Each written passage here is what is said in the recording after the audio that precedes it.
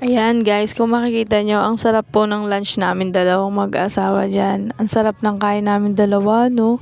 Ang ulam nga pala namin dyan is tahong. Budol fight kami dalawa. Ayan, umalis pa ako. Hindi ko alam kung anong kinuha ko dyan.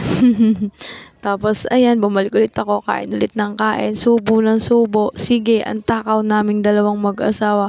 Kaya nananaba eh. Tignan mo naman guys, minsan lang uminom ng tubig.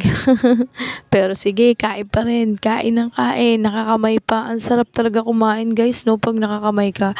Tapos tahong yung ulam. Tapos sa daon pa ng saging. Wala kang masyadong liligpitin. Wala kang huhugasan. At ayan, bumulos pa ulit siya. Pangalawang batch ng kain namin. Ang sarap talaga kumain ng dalawa kami mag-asawa, no guys, no? Ang sarap-sarap. Ang saya-saya. Hi! Salamat. Simpleng buhay at masayang buhay kami dito sa probinsya.